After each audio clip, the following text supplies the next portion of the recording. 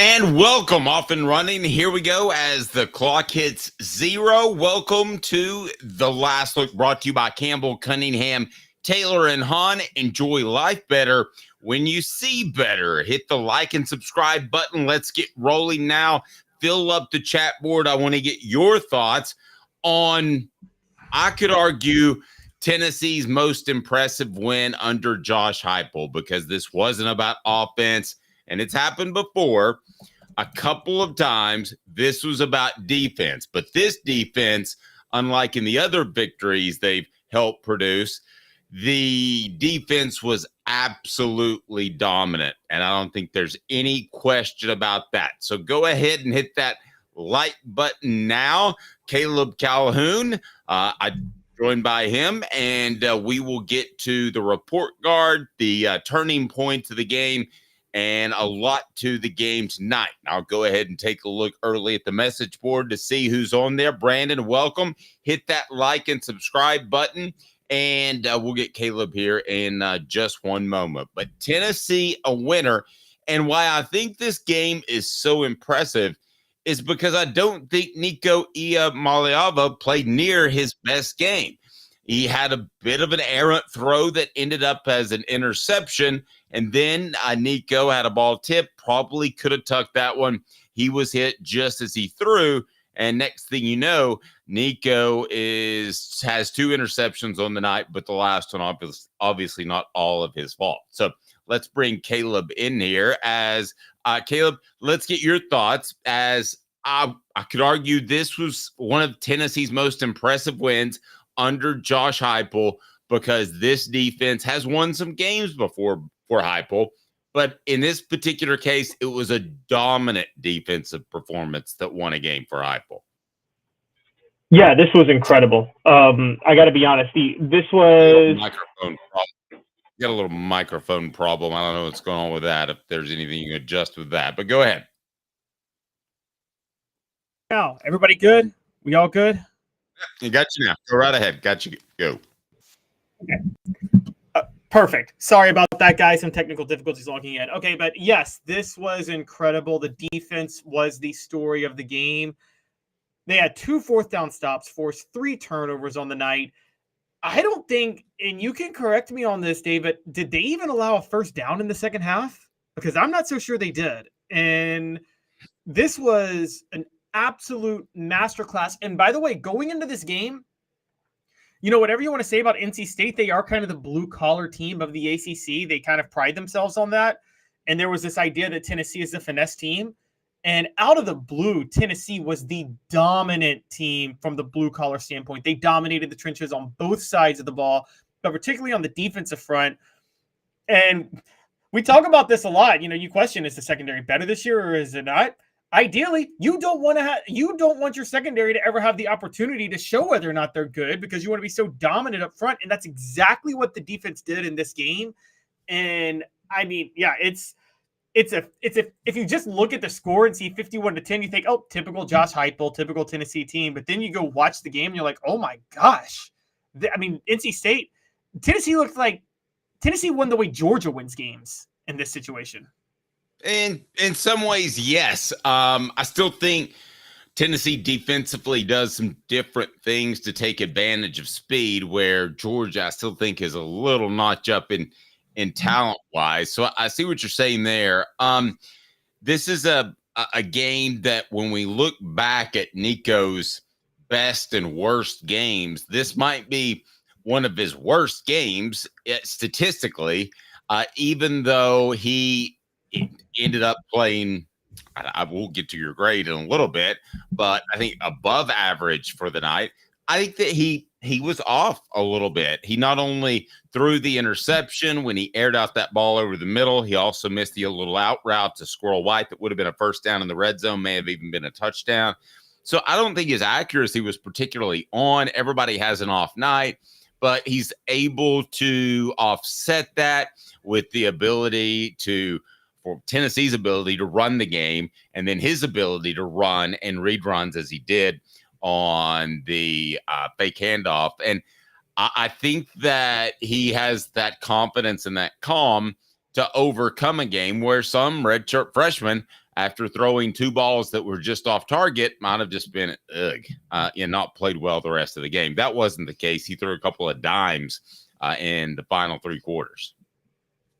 Nico Iamaleava completed 69% of his passes, averaged over 9 yards an attempt, had 276 total yards of offense and 3 total touchdowns against a ranked team at a neutral site, and we're saying he had an off day. Right.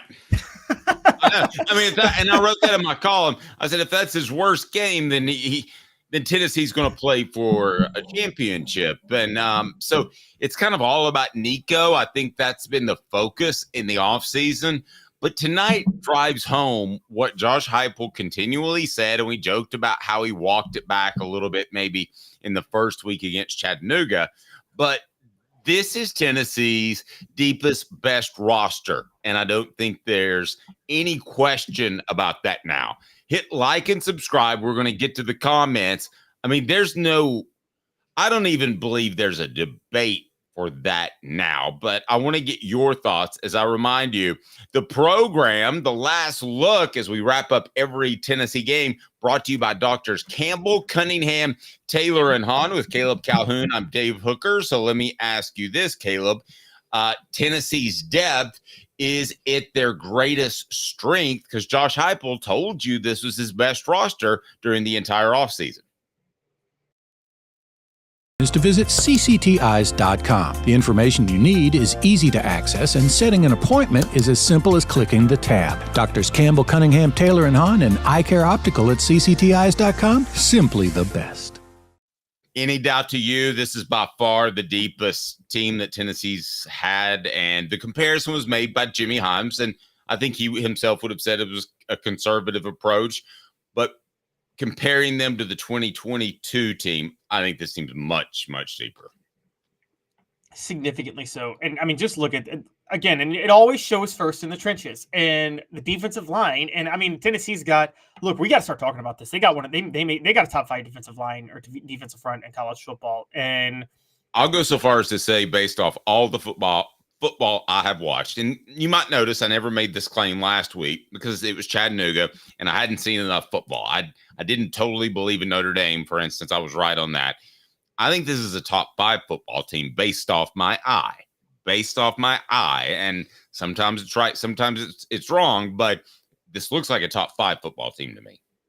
Oh, absolutely. I mean, we're talking about the offense struggled to get in rhythm early, and they went and dominated and won this game 51-10. I mean, this is and you know, my turning point, as we're going to get to, was the pick 6 towards the end of the first half, but that's where the difference is with this team and previous teams with Josh Heupel. The offense is there, the passing is there, but it was the defense that made the play to get the momentum going for Tennessee in this game, and they took advantage of a break, and that's where depth does come in. And look, guys, this team isn't just the deepest team Josh Heupel's had. This is Tennessee football's deepest team since the peak Fulmer years. I'm not saying, now I won't go to say as far as to say they're as deep as they were back then. Like, they're not where they were in the peak Fulmer years, but they're deeper than they have been in the post-peak Fulmer years. Dave, the last team this deep, I would say, was 2001. And that's the last defensive line I've seen that was this good. Go ahead. Yeah, I haven't seen anything even close. I mean, they barely had to blitz in the second half. Tim Banks did dial up some brilliant blitz schemes in the first half, but they didn't do much of that in the second half at all. My new favorite player to watch on this team, because I'll go ahead and tell you, I'm going to write about Nico, as most of you know, but most weeks, and to some extent what he does, because that's what everybody cares about, and I understand that. But if you ask me who I would pay for a ticket to go watch, he plays middle linebacker. His name's Keenan Pili. I mean, that guy plays with just relentless effort, and he's way more explosive than I ever dreamed. So shout out to Keenan Pili. More shout outs if you want to put them on the message board. We're going to try to hit an all-time record for most concurrent viewers. So please hit that like and subscribe. And I don't tell you to do this a lot, but share as well. Go ahead and hit that share button. We greatly appreciate that. And don't forget that you need to turn that bell on, ding, ding, so you can be part of our post-game show, The Last Look, brought to you by Campbell, Cunningham, Taylor, and Hahn. And also, we'll visit with Cooper Mays on a Sunday, as we love to do. But that's my shout-out to Keenan Pili. And I know he got called for the penalty, but I'd rather say whoa than sick 'em any day. So my shout out goes to Keenan Pili. It was very stupid, Hogshead, but I just think that's energy. And again, I think they knew they were dominating. They really weren't that worried. So there he goes. That's my shout out. Do you want to give a shout out to any player in particular? Arian Carter gets one from Stephen Peaks. I think he's going to be special. And other than the guy named James Pierce, Caleb, I think he's the most talented player on Tennessee's defense. Yeah, this might have been Arian Carter's breakout game. I mean, 1.5 tackles for a loss, a pass breakup, a quarterback hurry, 3 total tackles, 2 of which were solo. Keenan Pili was obviously great too. I should be the one we've already talked about Nico Iamaleava. I should be the one to do this because everybody knows how much I've railed on him. So I do have to give Dylan Sampson a shout out. And it has to be me, and I'm the one who has to own this because Dylan Sampson is a playmaker, and he's way more physical than I thought. I mean, he wasn't just shifty and outrunning guys; he was shedding tackles left and right. And I'll give a shout out to our own Stacey Oliver, who wrote a column that ran Saturday morning comparing, and that was from quotes from Cooper Mays, about how I think the guy looks like Marshall Faulk. Now, I didn't realize that Cooper Mays is too young to remember who Marshall Faulk is, but it was a funny exchange nonetheless. Caleb, and I don't think pass pro has been an issue, at least that we've seen, and that's something that you and I both had concerns about in the offseason. No, it was. And I haven't seen any issues with it. And the thing was, I thought maybe it was because he wasn't physical, but like I have to back off. He's physical. I mean, he doesn't run from contact for a back of his ability. The first touchdown drive Tennessee had, Dave, remember that shovel pass to Sampson? Yeah, he had speed, but he did shed 2 tackles getting that first down right there on that 3rd and 15. That wasn't Sampson last year. And guys, I told you, I'm not Skip Bayless over here, okay? I don't sit there and try to triple, quadruple, or like, LeBron wins 4 rings and I still say he's not clutch. You know what I mean? The way Skip Bayless is. Like, no, I react to what I see. And yeah, I can honestly say I had no faith in Dylan Sampson. And look, to this point, I've been wrong. Now, I'm not going to fully say I was wrong because there's SEC play to start. We still need Oklahoma, and we still need to see what he does in that realm. But in a good, real test for him with NC State, yeah, he was very, very, very, very physical, and he embraced the contact. Vols time, we appreciate the cash drop, loving the D, he says, and a couple of different hey nows for another guy that we both owe a semi-apology to, and that would be Will Brooks. Will Brooks with the 85-yard touchdown, and I don't think there's any question that he's going to be a part of Tennessee's plans. He's probably not the most athletic guy out there, but I think that they feel comfortable with him as kind of the catch-all. Not that he necessarily plays free safety every time, but I don't think he's going to let people behind him as best as he can handle that. So Will Brooks with a monstrous play and almost had 2 interceptions. If the ball had been tipped a little bit more, he may have picked up another one. Yeah, and I mean, to Will Brooks' credit, I mean, I give him credit for being where he was, but let's be honest, that interception, that was all Joshua Joseph's. I mean, getting right there in Grayson McCall's face, and Grayson McCall did. I mean, this is rule number 1 of quarterbacking. Don't try to float a ball over an edge rusher in your face because it's always going to sail too far at that point. And I can't believe a 7th-year quarterback made that mistake. But yeah, he did. He tried to make it, and Will Brooks was right there, took it to the house. And again, I told you, that's my turning point of the game. That was the key moment of the game, Dave, because let's be honest, when you were watching and Will Brooks and NC State was driving right there, you thought you had already seen enough, and I had to say, wow, this Tennessee team is way better. But we all know that everybody probably thought in the back of their head, oh, here goes another Pitt game where Tennessee is going to play so much better, but they're going to have to sweat out the win. Somebody here may have been writing that sort of column, but he chucked it. What's the pick six happen to change? Yeah, I started about 6 columns. The one that finally went up, obviously, was about Tennessee's defense as that played out. I actually thought, I didn't know if they'd sweat it out or not. I guess I thought they would, but I thought it was going to be a football game, definitely at that point. It did not feel like it was going to be a one side of the fair. The Will Brooks interception call that the Will Brooks game. It deflated completely NC State, which shows you what a difference Dave Doran is and Josh Heupel and how blessed Tennessee fans are not to have Dave Doran. I mean, the offensive tackle can't line up on the line no matter what they do. That team, I thought, was just a very average coaching job. I thought nothing really special. And they had the one gimmick play where they split up the offensive line. And I think that's why Boo Carter found the bench after that, because he was lost. And what did I tell you last week? It was going to be a challenge for Boo. I will also mention I was really high on Sampson. I didn't get my special teams touchdown. I did think that the defense would dominate. I thought it would be more James Pierce. And I'm trying to remember my other projection. What was that? Do you remember that, Caleb? Squirrel White going over 100 yards. How did he do? He had 67 yards. And this is where, and again, I'm saying he had it down. I'm saying he had a down. But he was, you have to give me credit. He was the focal point on a lot of plays, correct? Oh, he was. And here's the thing. He should have had over 100 yards. And this is where we're going to have to knock Nico here. You talked about him missing Squirrel Right on the out route, the overthrow of the interception. Dave, he also overthrew Brew McCoy on the first drive for a clear touchdown pass. I don't know if you remember that. He overshot him. And then that deep pass he had to Squirrel White that Squirrel White caught, that should have been a touchdown. But Squirrel White had to stretch out to catch it and fell over after he caught it. But it should have been a touchdown in stride. But Nico overshot that just a little bit. Again, not the biggest deal. Wasn't Joe Milton level of overshoots, okay? And so it's not like it's anything worth freaking out over, but it did highlight that he had a bit of an off game, and again, still had 279 yards of total offense and 3 total touchdowns. That last interception, I don't hold against him. That was John Campbell's fault. That was 100% John Campbell's fault. And John Campbell, if Nico loses out on the Heisman because he just had that one extra interception at the end of the year, John Campbell should take all the blame. Ouch. Make him run the stairs.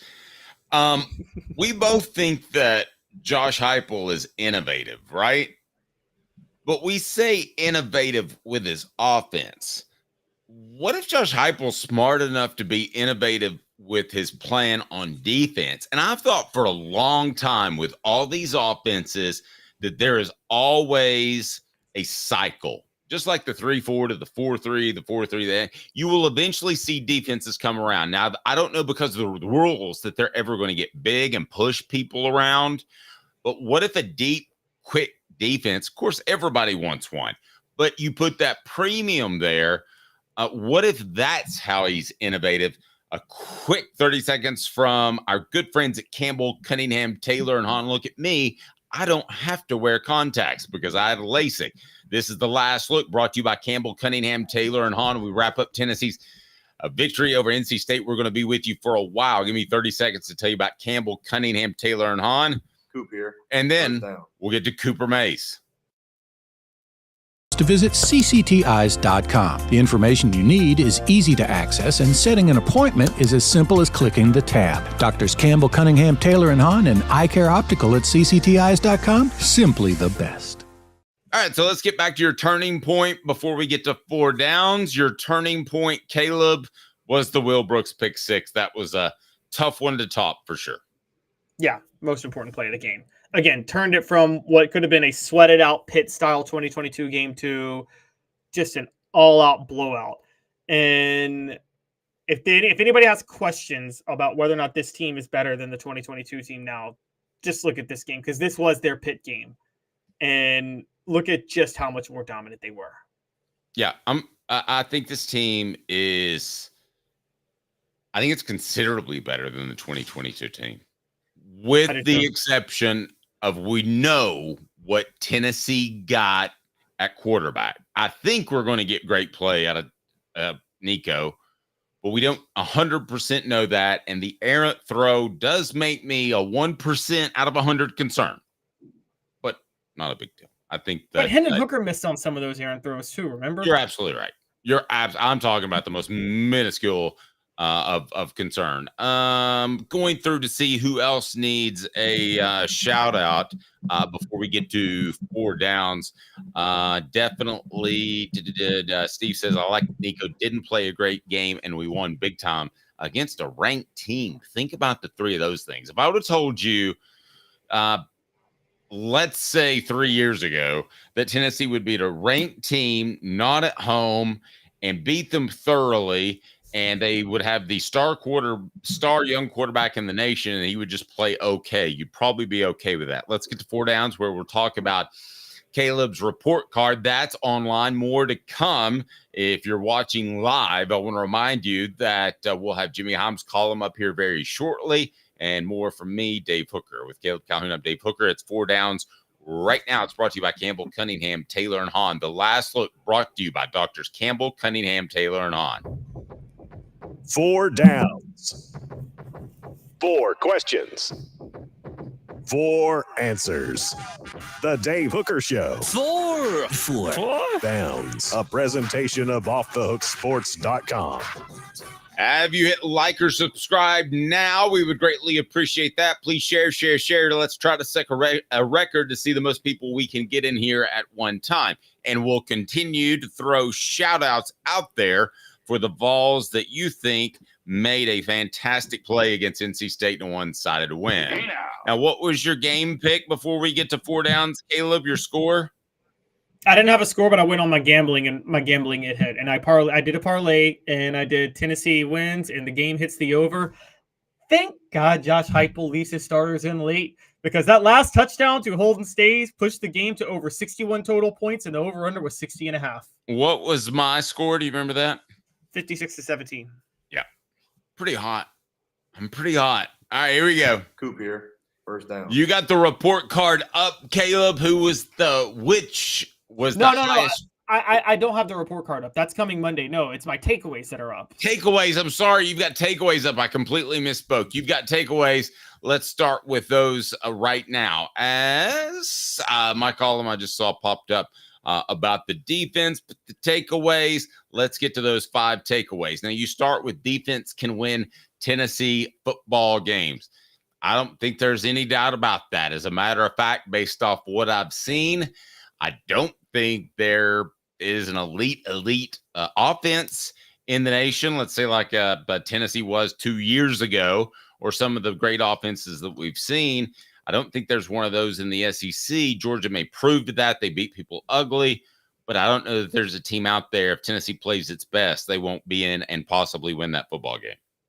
Yeah, I agree. I think because of this defense, Tennessee can really compete with anybody now, and that's a huge edge that they didn't have 2 years ago. And the first time we ever saw this was Texas A&M last year, but we all kind of held off because we're like, Texas A&M, they're struggling. They're kind of Jimbo Fisher. They're kind of quitting on the team, so we didn't know if they could do this year.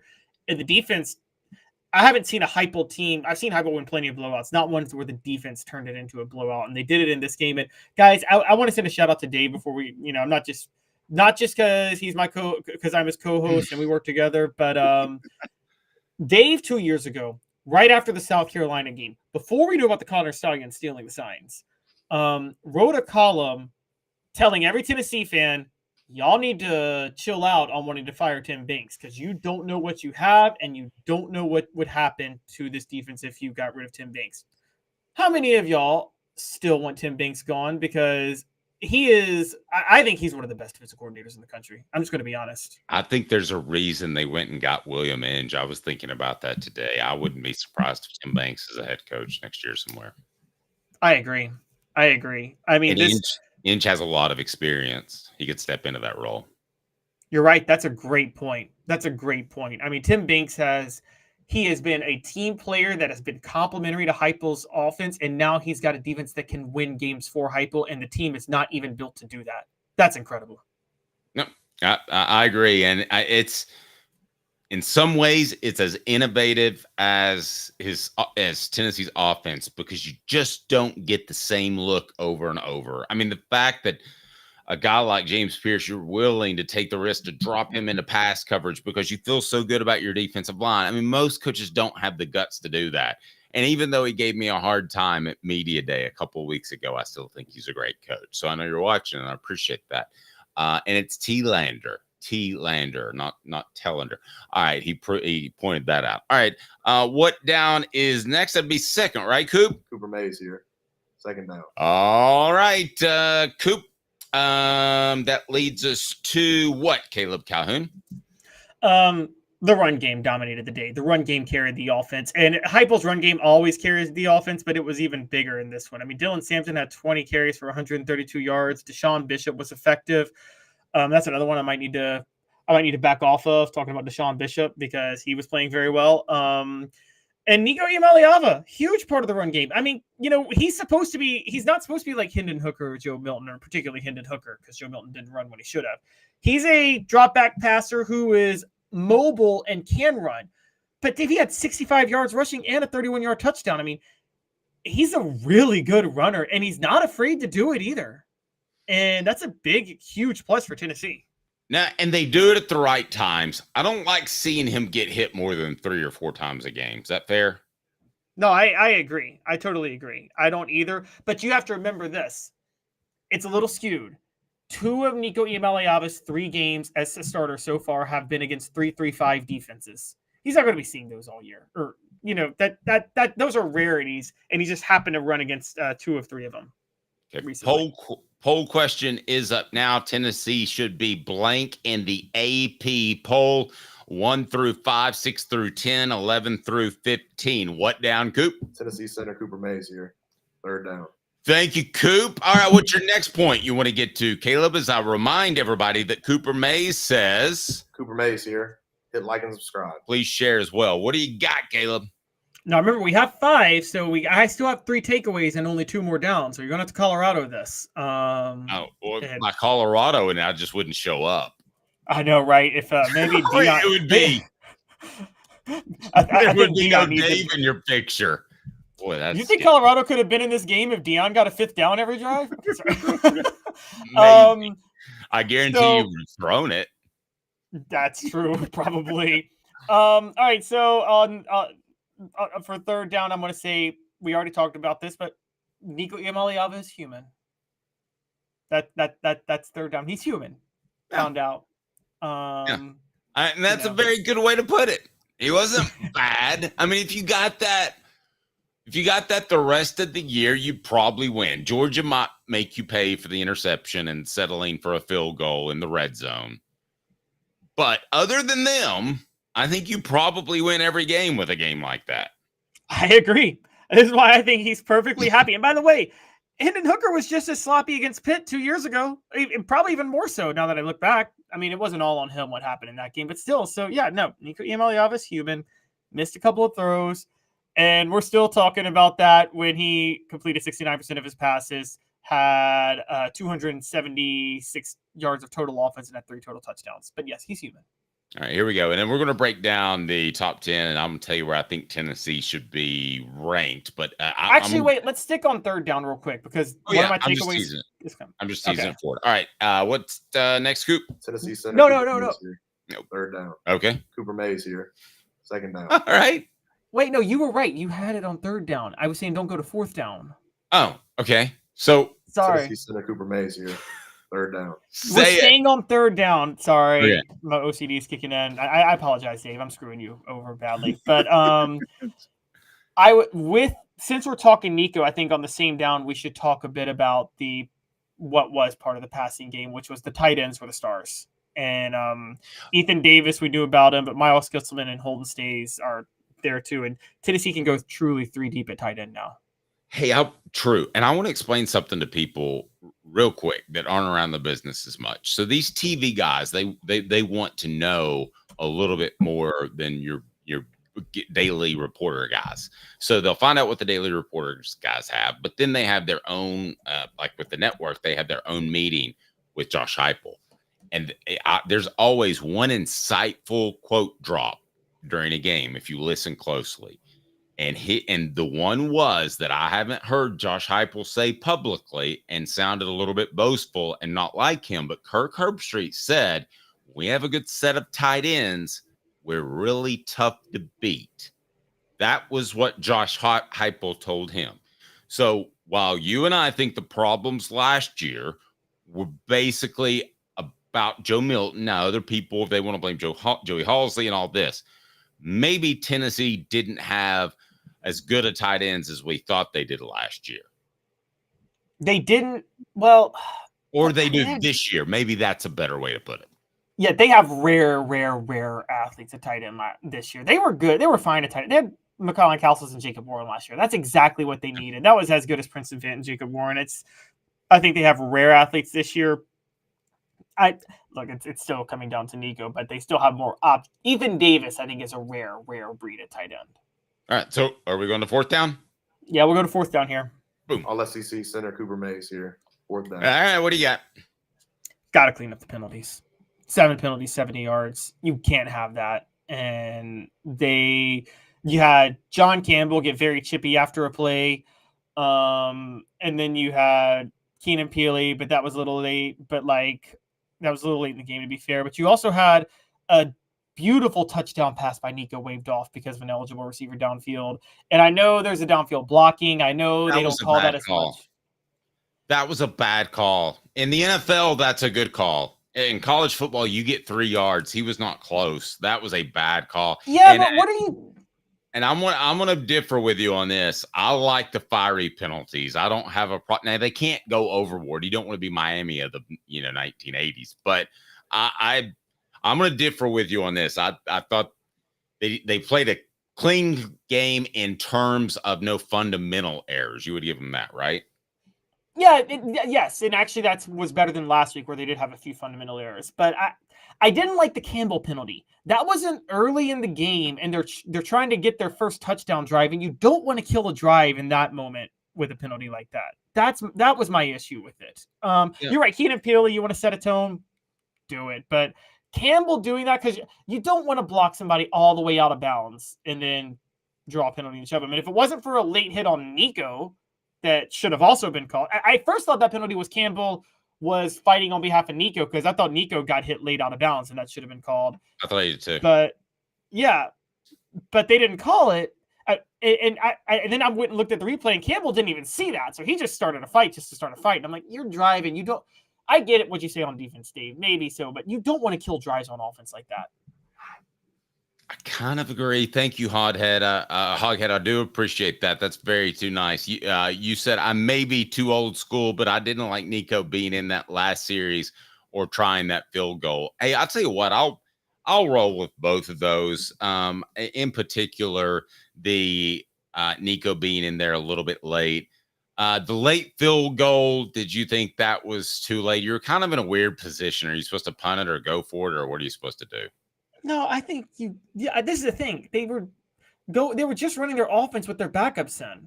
And I've never had a problem with that. And you got a freshman you got a redshirt freshman kicker who has actually proven himself to be very good, by the way. But one of my keys that I took out because of just that missed field goal at the end was special teams was almost perfect. And Tennessee may have the best special teams in the nation, by the way, as a conglomerate, because Max Gilbert's really, really good. But I don't mind that. I don't mind running your offense if you put the backups in. I didn't mind having Nico in late, but that's just because I had money on Tennessee hitting the over. So I really needed that touchdown. I really needed that. And thank you, Josh Heupel. I love you. Josh Heupel makes way more than me, and I should still buy him some dinner tonight.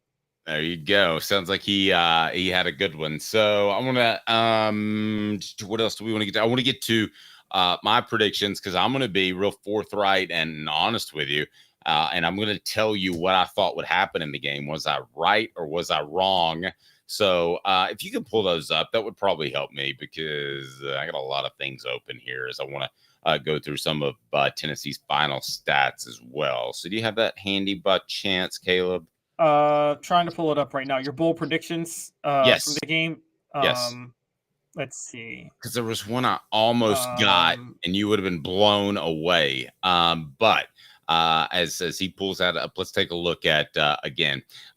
Tennessee wins big over NC State, and it was a weird game, guys. And I want to ask you: were you surprised by NC State's social media reaction and shots throughout the week? Did you notice how this kind of started as just another game against two good teams, and by the end, it felt like there was some sort of rivalry or something? Did you notice that? Yeah, I did. Okay, so outside of that one weird video, I think NC State, I didn't find them disrespecting Tennessee. I found them getting annoyed at the level of disrespect they were getting because they were just wishing that they didn't like being a top 25 team, and Tennessee fans and Tennessee Twitter and Vol Twitter treating this as if it was going to be a blowout. I'm sorry, NC State. I know we knew how these two teams were matched up, and look, maybe possibly you could have made this a game and made it ugly. Like I didn't see any NC State fans thinking they were going to win. I saw a lot thinking that, oh, we can make this respectable. We're not going to get blown out the way Tennessee thinks they're going to blow us out. Oh, you kind of did. And maybe and the weird part is, Dave, and I don't know if you knew this, but once that pick six happened to put Tennessee up 17-3, I called it the turning point. I was 100% certain that NC State had no shot after that. Yep, I was too. Please take a second. We've got a record number of viewers on our YouTube page, and we want you to hit the like button right now. Take 1 second. Do me a favor. Hit that like button. We greatly appreciate it. Make sure you're subscribed and ring that bell. Was not only a 70s song, but it's a fantastic thing to do right now, so you get the notifications. And I look forward to visiting with Cooper Mays tomorrow, because lost kind of in, and we talk about so much about Nico because he's the centerpiece of the program, and we talk about Tennessee's defense because it's astonishingly good, is how good this offensive line truly is. Again, I believe stay healthy, you're going to be right up there with the best offensive lines in the nation. No, I totally agree. A couple of things I wanted to hit before we get out of here, but we wanted to go back on your predictions real quick. But also, can we talk a little bit about Tennessee's schedule, because things look really in their favor after today? Yes, and I want to do rankings of where they could possibly be too. So let's go over my predictions real quick and see how I did. What do you got? Well, you said James Pierce will have 3 tackles for a loss. You missed on that one because they didn't run James Pierce's way at all. They're like, that is total bullshit. Scared of me in that pick. All right, what else? Squirrel White will reel in over 100 receiving yards at a touchdown. How many do you have? 67 and 0 touchdowns. That's hot. He was the centerpiece. I'm taking that one. I don't care. Go ahead. Tennessee will score another special teams touchdown, or at least set one up. They almost broke 3. Did you notice that? Yeah, Squirrel White set one up. Okay. I'll give you that one. Okay. All right. What else? Prediction: Tennessee 52, NC State 17. For the second straight week, Dave has disrespected Tennessee's defense. I have. That's not. They're like, that is total. It's not happening again. All right. So you want to look at rankings or schedule next, because Tennessee both are very favorable. Let's go ahead and pull up the rankings right now and where you think Tennessee should be. And then we're going to reset the poll question. The poll question now: Tennessee should be blank in the AP poll. 1 to 5, 16%. That would be my vote. 6 to 10, 82%. 11 to 15, 3%. Caleb, where would you have them? I don't know, so I have to go through the rankings now to look. So can we go down the rankings and just see real quick? Let's do it absolutely right now. Let's go through those. But if you can, real quick, while I set up this poll question, can you give me Tennessee's schedule? As you mentioned, it is very favorable because Oklahoma doesn't look like they're world beaters by any stretch of the imagination. Not just Oklahoma, by the way. You're right. Oklahoma struggled. For the record, Houston lost to UNLV last week, and Oklahoma struggled to put them away in a really ugly matchup. The other big test for Tennessee before Georgia, Alabama at home. Dave, Alabama was up on South Florida, 14-13 entering the fourth quarter. Saw that. Game. Then they kind of went off, but I still maintain, guys, Jalen Milroe is not a fit for this offense. It's working right now. It's going to implode. And they're going to have to go. There's going to be a quarterback change at Alabama, I think, before the year's out. Guys, if that's the case, we know how bad Florida is. Kentucky is no longer, I mean, Kentucky's never a threat, but they can make it a dogfight. Boy, did I miss on that one. Did you see what South Carolina did to them today? Destroyed them. It was bizarro. They have the worst offensive line I've ever seen. Their pass protection is horrible. Literally. They gave up 2 strip sacks back to back. I've never seen that before. They recovered both of them, but they gave up 2 strip sacks back to back. That's really difficult to do. It's really difficult to do. You have to try to do that. I mean, so all right. Let's run down the rest of this. We'll get to kind of teams we know a little bit more. Okay, so Penn State, we know. Arkansas. Arkansas is a bit of a threat. Arkansas should have won that game today, but Arkansas might be the toughest game before Georgia because it's at Arkansas. Yeah. But the Arkansas will make it a fight, but Tennessee gets them after a bye, which favors them, and also Sam Pittman's going to Sam Pittman. Like, I'm sorry, he's going to end up. Spoiler, he's going to end up on my football IQ. Did you see him flip somebody the bird today? He did. I didn't see that. He goes, I got you, and he holds it close to his chest and extends the finger so you kind of can't see it. Oh my gosh. I just saw some massive clock mismanagement that Les Miles would be proud of at the end of that game. By the way, Notre Dame, the week I jump on Marcus Freeman, I'm like, I was wrong. He was a bad hire. Great win against Texas A&M. I don't know what to think about that Texas A&M Notre Dame game now. I draw no conclusions off of that game because Notre Dame looks simply horribly coached. We're awful. The officials tried to give it to them, and I never say that, Caleb. We could work together for 10 years. That may be the only time that I say that. Bad clock spot. They didn't wind the clock, so they kept a timeout. Marcus Freeman still blew it. Again, there are a lot of teams, Michigan included, that I think Tennessee is now not only better than, as I may have last week, but I also think that Tennessee has a resume that beats them. If you agree, hit that like button. That's right the key now. Is the resume. You're absolutely right. They don't call me and ask what I think. So let's, where should Tennessee be ranked? I ask you that question. The poll question, though, you need to vote on that right now. And you've got 3 choices. Tennessee's greatest strength is skill position players. That includes quarterback, because Caleb and I have differed on that. He thinks of it as running back and receivers. I would include quarterback in that. Offensive line or defense. Say all that. You kind of cut out for a minute, Dave. Skill position players, offensive line, or defense. Tennessee's greatest strength is. Oh, it's still skill position players. I think it's still skill position players. 80% say defense, 13% say skill position players. Prisoner of the moment. Defense is great, but skill position players, if it includes, I'm with you in that moment, it includes quarterback. There's just no way you can say that it's not skill position players.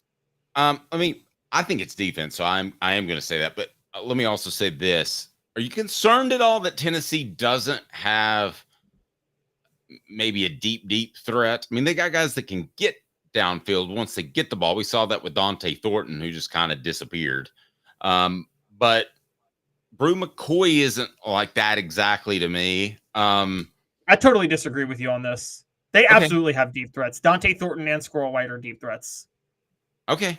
Well, we haven't. Is that that's what I was going to ask you. Are you concerned about that, or is that defense is dropping back? That is, they have played 2-3-3-5 defenses of 3 since Nico's been the starter, dating back to the Citrus Bowl. And defenses are dropping back, and they don't want to give up those deep balls. They've got deep threats. Those are going to come. They had Squirrel White for a clear touchdown that Nico kind of overshot, so it ended up just being a play he had to stretch out for. But those deep threats are going to be there. Okay, so let's look at let's start with where you think they'll be ranked, where Tennessee will be ranked. So let's look ahead of them.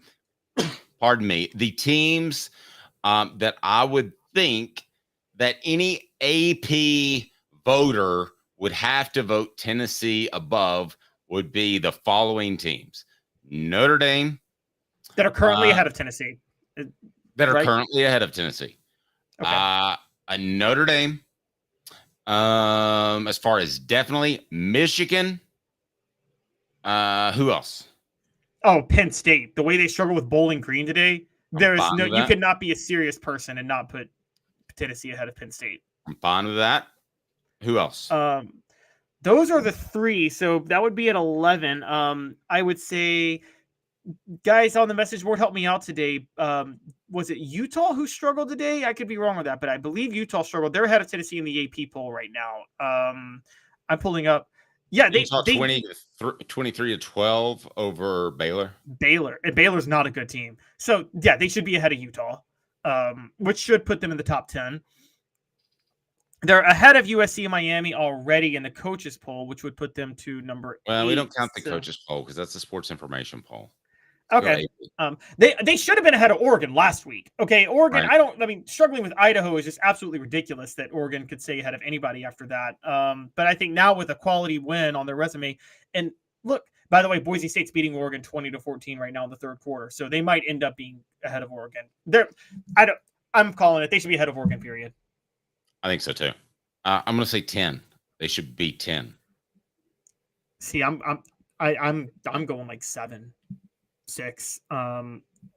Georgia, Ohio State, Texas. If you're using this in the old-fashioned system, I may have misspoke. I think they'll be 10 because the old-fashioned system is these guys don't want to spend 2 hours redoing their AP top 25 every week, right? So you just you just move them up. Yeah, you should move them up as slotting system.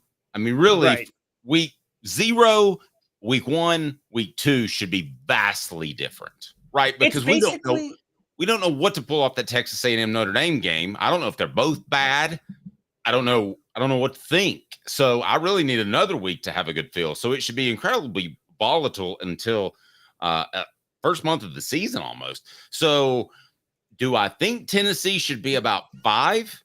Yes. When I look at the list of teams ahead of them right now, I believe there are 4 teams that would realistically beat them and be the consensus pick across the nation at a let's say a neutral site field. And tell me if you can guess who those 4 are, Caleb. There's 4 that Tennessee wouldn't be able to beat on a neutral site field. I think they would struggle to beat on a neutral site field. Georgia, Ohio State, Texas. Those are the clear-cut 3. Are you going to say Alabama for the 4th? Because I might even debate you on Alabama. I wasn't going to say Alabama. I think they're 4th. You think Tennessee's 4th? I think they're the 4th. I think right now they'll be voted at 10th, and I think they're the 4th best team of what I've seen so far in the nation. That could change drastically week to week.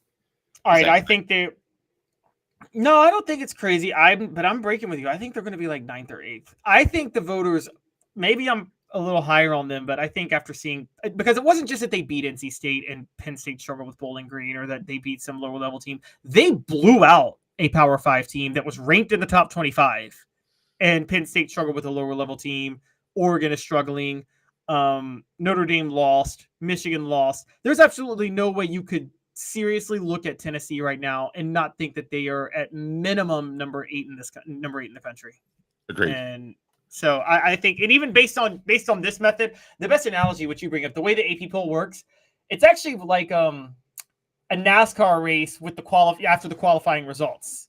The team that starts in the front, you have to catch up to them, before you can pass them. That's not how you and I do it, but that's how they do it.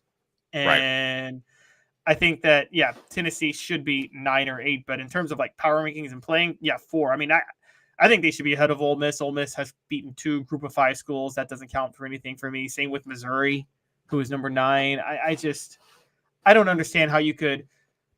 It's got to carry some weight beating a Power 5 school and beating them to this level. That's all I'm going to say. Beating them like this. And almost with one hand tied behind your back because the passing game wasn't elite, which was supposed to be. It was still good. My dream SEC matchup that could happen. 30 seconds. Last look brought to you by Campbell, Cunningham, Taylor, and Hahn. To visit cctis.com. The information you need is easy to access, and setting an appointment is as simple as clicking the tab. Doctors Campbell, Cunningham, Taylor, and Hahn, and Eye Care Optical at cctis.com. Simply the best. So who are the best 2 teams in the SEC? I'm sure that most people would say it's Georgia, Tennessee, yet those 2 teams play. There's a real opportunity. It could be Tennessee and Ole Miss in the SEC championship game. And you give me Lane Kiffin versus his former team, and I will take that all day long. Here's the funny part about that. I told you guys the SEC championship was rendered irrelevant because of the playoff and the way they set it up. And if Tennessee and Ole Miss are both, say they're both undefeated, they probably won't be, but say hypothetically they're both undefeated in that game, and the winner gets the #1 overall seed, but the loser gets the 5 seed and will host a first-round playoff game, there's more incentive to not play hard in the SEC title game and host the first-round playoff game. They would do it differently. Josh Heupel would do it of, I'll run a vanilla offense and just throw it, and if it works, it works. If it doesn't, it doesn't, but I'm not going to risk anything. Lane Kiffin would straight up show up the SEC and rest his starters and may not even, show up for the game. Lane Kiffin would do that. I still think you play for a bye, but we can discuss that on Monday. Weekdays at 10 a.m. That's when we join you. Take 1 second to hit that like button, please. Subscribe. We greatly appreciate that. Also appreciate Hoghead being nice enough to throw us some cash. That was awfully sweet of you. Have a fantastic. Yes. I'll put this in my takeaways, but we also have to just point out real quick before we go, been a bad 2 weeks for the SEC marquee games against Power 5 foes, and Tennessee really carried the torch. I mean, Auburn lost to Pastor Hugh, lost to a bunch of hippies. Yeah, at Cal. Only time I've seen that direction of a naked man, because he was up in a tree protesting something you don't want to see. Again, Tennessee wins, big win for the Vols, and we'll join you weekdays at 10 a.m. He's Caleb Calhoun. I'm